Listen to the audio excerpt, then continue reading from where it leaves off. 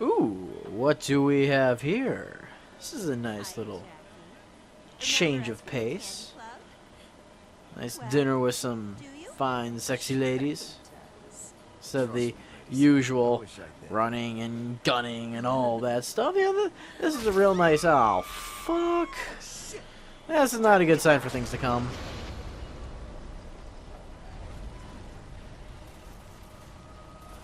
That's right, folks. I'm here with the recently... she's been out for a couple weeks now, but this is the demo for the Darkness 2. And from what I've played here, this is proving to be quite a pleasant surprise. I was about to see the Darkness get released here. If you missed the original Darkness, it was released a few years back, and it was a pretty good game for the time. I never really played the full thing. I remember playing the demo for it back then, and it definitely had its own thing going for it. You know, it's not trying to be another Call of Duty modern military shooter or anything. No, you got these supernatural darkness powers and pretty intense graphic and mature storyline to go along with it. So, you know, it's nice to see that it did well enough to earn a sequel.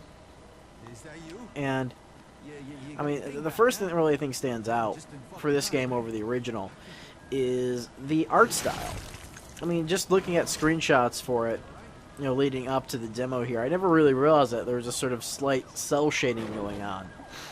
You know, obviously not to the degree of making it really, you know, super cartoony, like to the same extent of like a Zelda, Wind Waker, or Naruto game, but it's definitely enough to give it a bit of its own unique appeal and set itself apart, which is very nice touch there.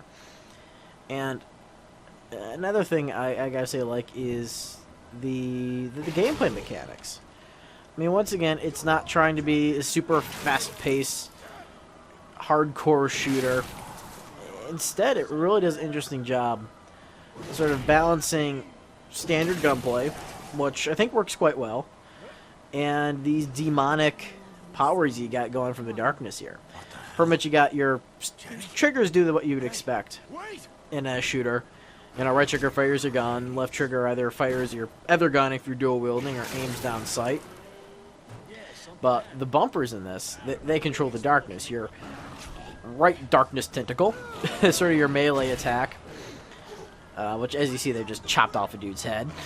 And your left darkness tentacle, control with the left bumper, is your grabbing and throwing and heart-eating arm. That's right, you eat hearts. That's how you gain health. Another thing it's got going for it, it's not entirely reliant upon the, you know, hide in a corner where health regenerates. No, if you want to recover health, you gotta eat hearts. Though also you can get upgrades in this game, so that you can recover health from the badass execution moves. Another nice thing they got going here, which you'll probably see in a second, is the ability to rip doors off of cars and kind of use them as a shield, or throw them and, you know, bisect people.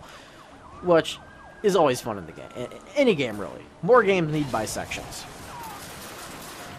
And just, I mean, more this game has going for it is, I mean, just the overall presentation. I'm really not showing it here in the gameplay here. I'm trying to focus more on, like, the, you know, fast-paced action kind of stuff. Yep, see, there we got the door again. But anyways, it's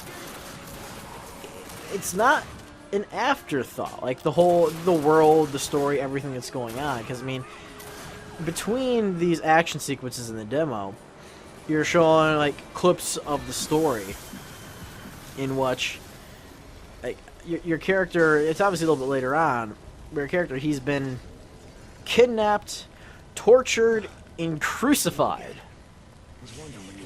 So, obviously not something quite for the kiddies or the faint of heart here.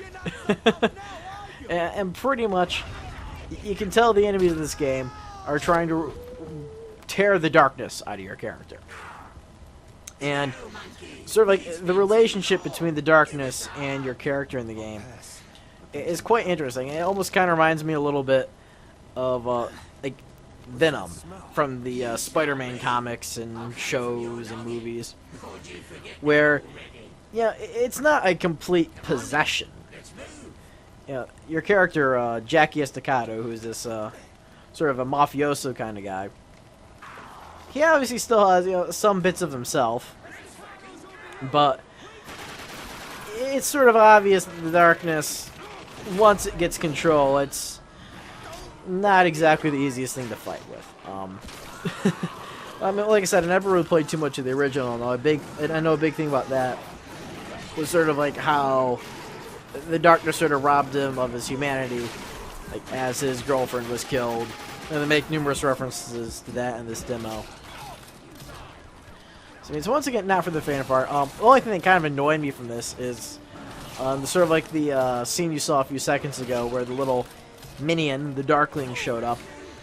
Is like, the humor around that little dude is kind of immature. I think almost a little out of place.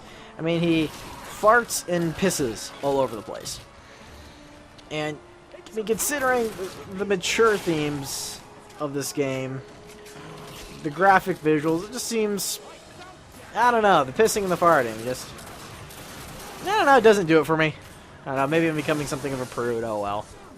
But aside from that, though, this demo's been a real pleasant surprise. I mean, this game feels different. It looks different. The concept is different. I mean, even though it is a sequel of another game, it really does a lot to set itself apart, and I think really impresses. So, watch this. Boom! Double bisection. Yay! And of course, you also get all these points you see, which allow you to upgrade, add different powers, which is another thing. It'll be interesting to see how that sort of plays out as you go along. But overall, I'm really impressed by this game. I might not buy it right away, but it's something I'm definitely going to check out at one point or another.